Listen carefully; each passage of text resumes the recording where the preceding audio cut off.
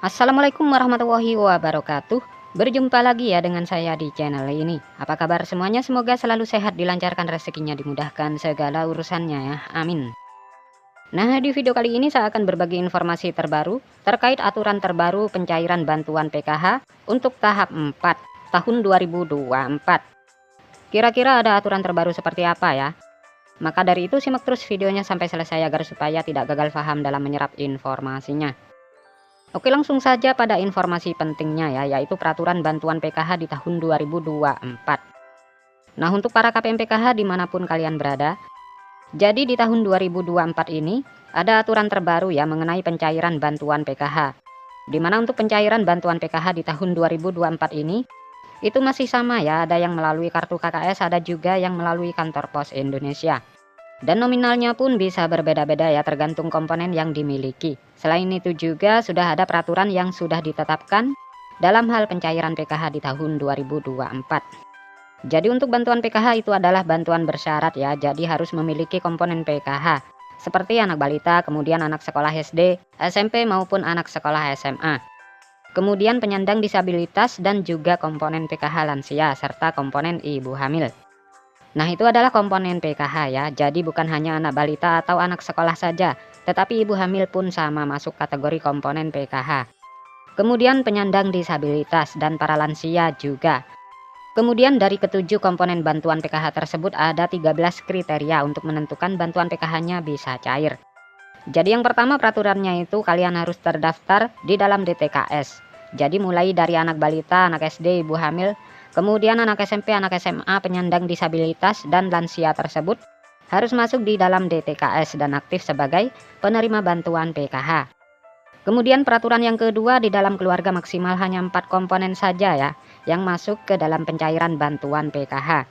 Jadi maksimalnya itu adalah 4 komponen. Jadi tidak bisa semua 7 komponen didapatkan ya. Kemudian peraturan yang selanjutnya, prioritas bantuan PKH yang memiliki komponen datanya itu harus aktif dan padan antara di DTKS dengan Dukcapil. Nah, itu adalah yang harus dipatuhi ya, karena bansos itu datanya harus padan dan valid. Jadi tidak boleh ada perbedaan.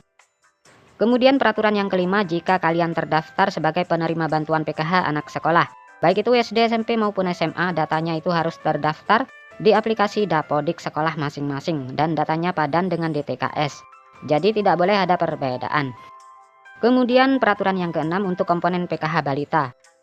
Nah, yang disebut sebagai komponen PKH balita itu adalah hingga anak yang kedua saja ya. Nah, apabila ada balita ketiga ataupun balita keempat dan seterusnya, maka sudah tidak dapat dibilang penerima bantuan PKH lagi ya, karena cukup dibatasi sampai balita kedua saja. Kemudian selanjutnya peraturan adalah komponen anak balita, umurnya itu adalah sekitar 0 sampai 6 tahun. Jadi jika sudah lewat 6 tahun itu bukan kategori anak balita ya, tetapi sudah masuk ke jenjang anak SD. Kemudian yang selanjutnya, peraturan ke-8 yang dianggap sebagai komponen disabilitas. Itu hingga 4 orang saja untuk komponen disabilitas. Jadi maksimalnya itu adalah 4 orang ya yang bisa menerima bantuan PKH dalam satu keluarga. Kemudian yang selanjutnya untuk komponen lansia, peraturannya adalah yang dibilang komponen PKH lansia sama ya seperti penyandang disabilitas, yaitu maksimal 4 orang saja yang masuk dalam pencairan PKH.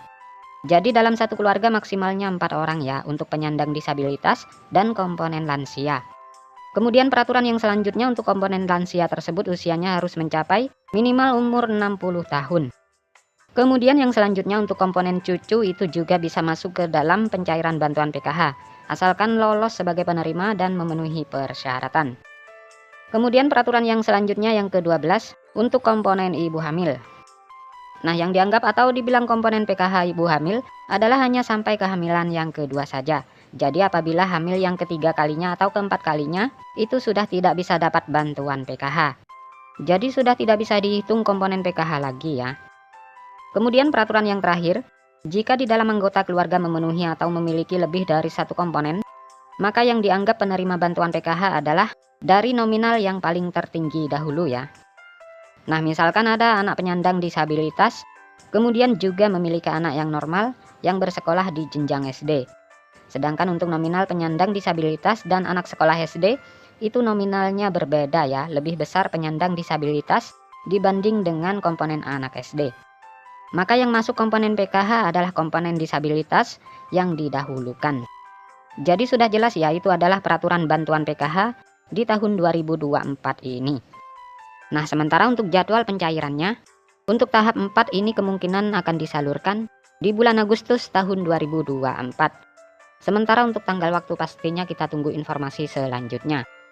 Nah, sekian dulu. Assalamualaikum warahmatullahi wabarakatuh.